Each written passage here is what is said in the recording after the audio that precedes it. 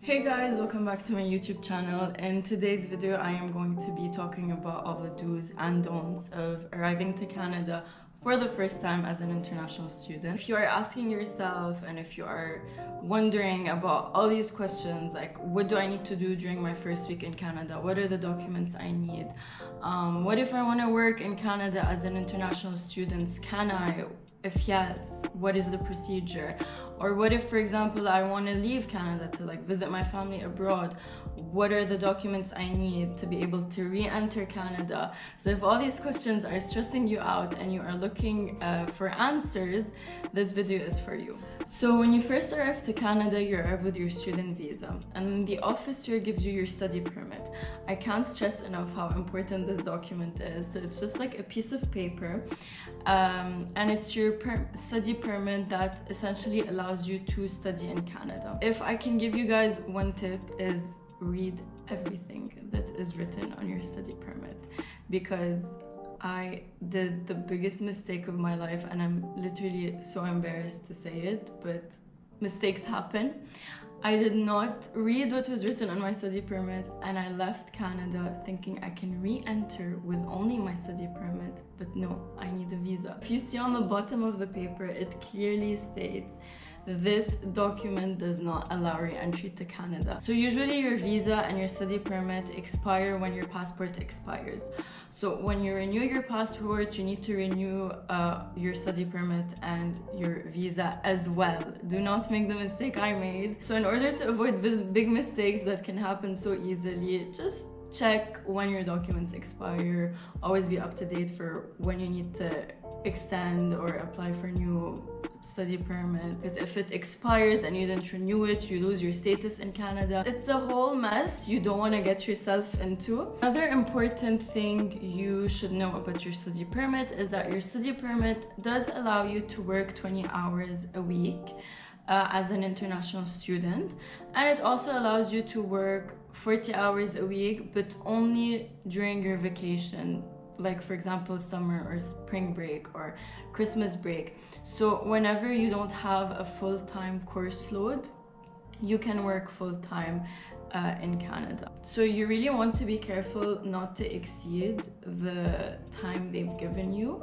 because you might have problems later on with that. So if you are a full-time student and you want to find a part-time job, just make sure not to work more than 20 hours a week. Now moving on to your SIN, your social insurance number. This is going to be very important if you want to work in Canada part-time, full-time. You need a social insurance number. Your employer is going to ask for it. Even when you want to open a bank account, the bank is going to ask for it. This number is very important. Do not share it with anyone other than your employer and your bank and I think your university. I think they maybe do ask for it, I'm not sure. So how can you get a SIN? Usually you go to Service Canada and you just apply for one. I think they can give it to you on the spot. It's just a number. If you're a student, it starts with 9, so your number is gonna start with 9. And also make sure when your SIN expires, it usually expires with your passport too, so with your study permit and your visa. So always make sure to be on the lookout and renew it whenever you have to. I personally didn't have to go to Service Canada to get my SIN. I was able to do it through my university, Concordia, through the student center. So if you're unsure if your university can do this for you, just check with them, go to your student center, check. They normally can do it for you. It's easier. Now for SIM cards, you can get them from the airport, but you don't need to. You can get it anywhere. You'll see, you'll find so many shops, and they usually have really nice plans. Now for opening a bank account, also it's fairly easy. All you need is your study permit, your SIN. So that's why I told you guys that having your SIN is one of the first things you need to do, because you can't do anything if you don't have your SIN.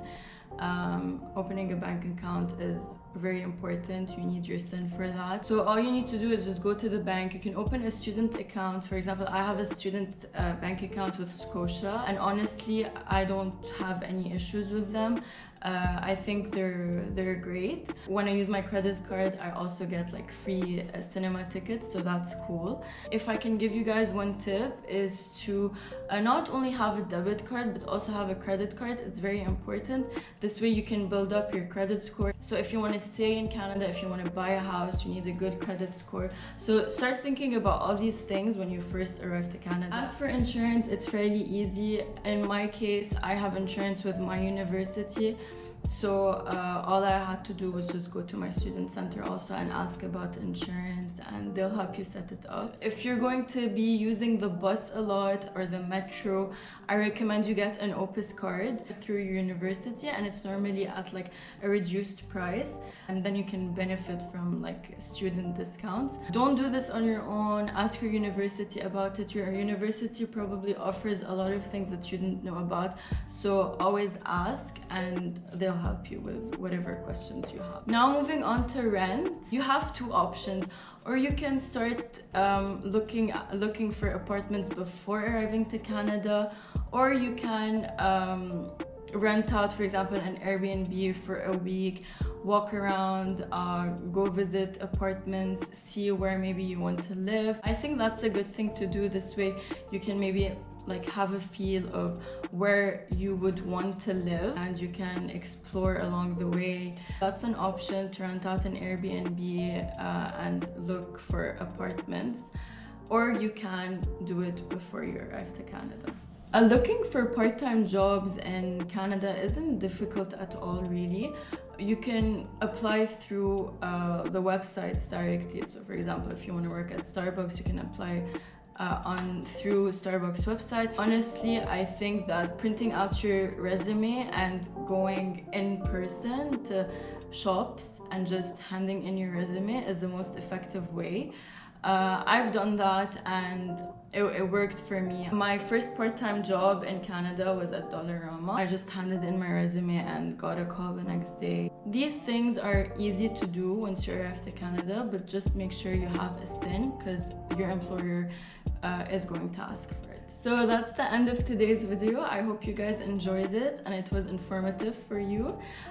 If you have any questions, please feel free to post them in the comment section down below, and I will try my best to answer all your questions. I also want to wish you guys good luck, and Canada is a great option if you guys are really looking into studying in Canada. I would really recommend it. I love it and no regrets.